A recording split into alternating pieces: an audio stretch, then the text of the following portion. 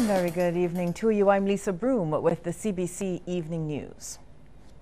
In our top story tonight, Minister of Labour Senator Dr. Esther Bayasuku has a remedy of sorts for full employment for Barbadians. She believes it can only happen if more emphasis is placed on technical and vocational education. She firmly supports the view that Barbados needs all of its skills for its development.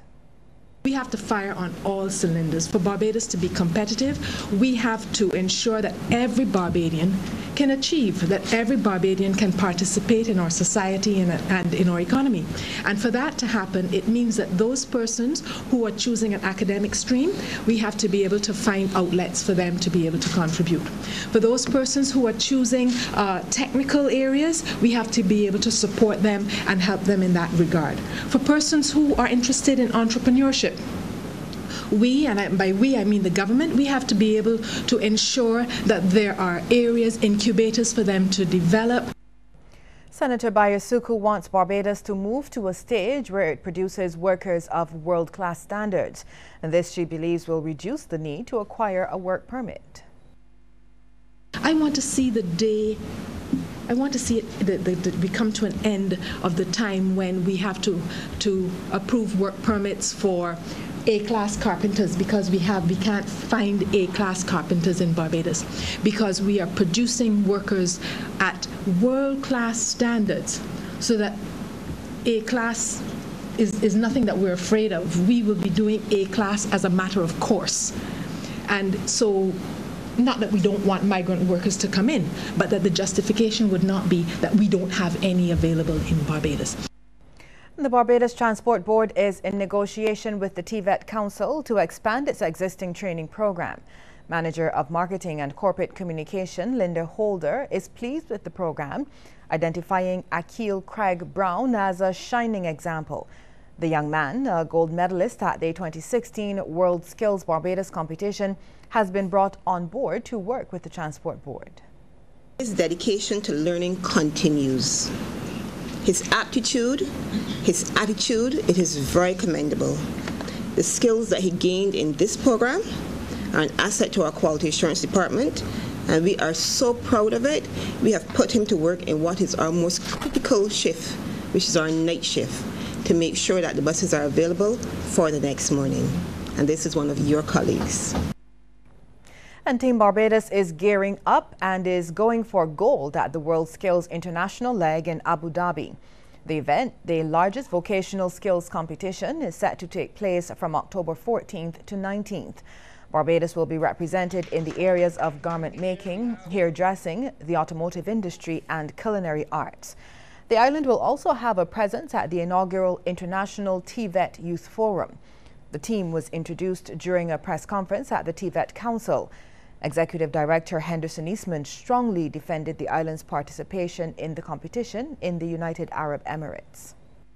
It is important for us to expose our people to world-class events like the World Skills, where you have so many countries participating.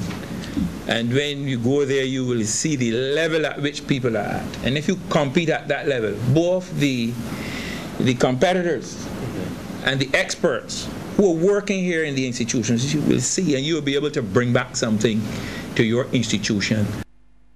Sir Philip Graves has been sworn in as Acting Governor General.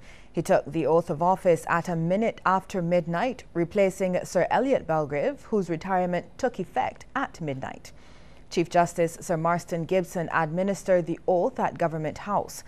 Now, Sir Philip was first appointed as a cabinet minister in 1965 by then Premier of Barbados and national hero, the Right Excellent Errol Walton Barrow.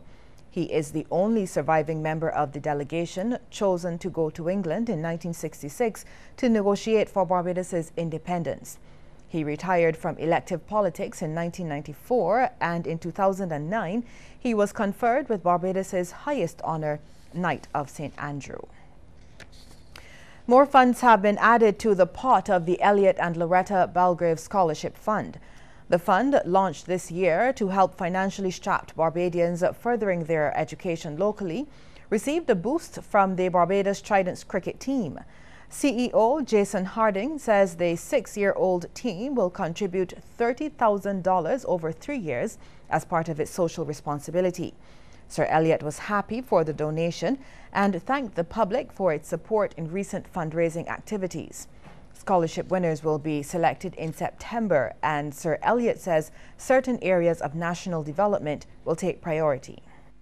We're going to support students who are doing engineering, who are doing accounting, accountancy, whatever the correct term is, who will be doing architecture, law of the sea, and marine engineering, that sort of stuff. We're not doing medicine, no, we're not doing attorneys at law, because those areas are reasonably well saturated. We are looking for rare areas, and we're also looking at IT.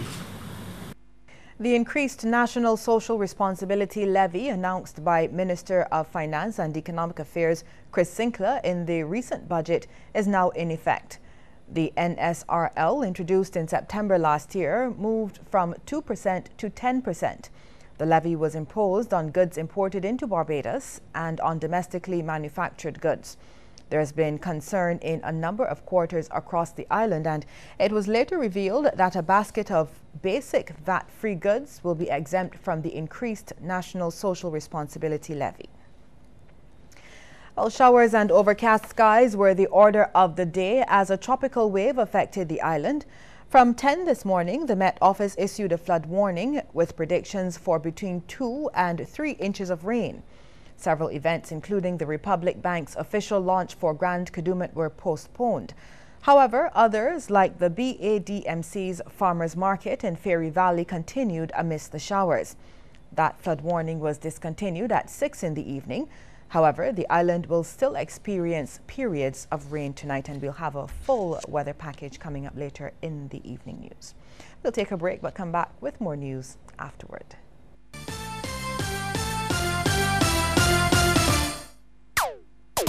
Are you positive? You are negative. HIV free. Are you positive? You are negative. Get tested and see. Are you positive? You are negative. Are you okay? Are you positive? You are negative.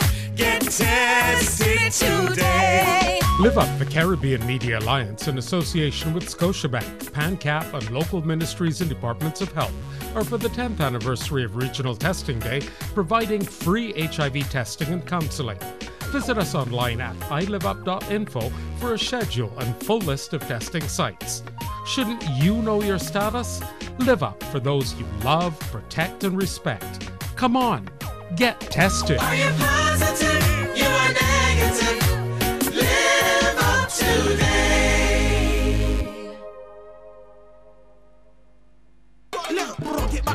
Plug into all. This is Stiffy Star Quality, the reigning 2016 Bashma Soca King, and this is 2017, so we want y'all to get ready to welcome the king again and defending the crown. So we plug into all. Everybody calm down. You can get on board. Plug into all.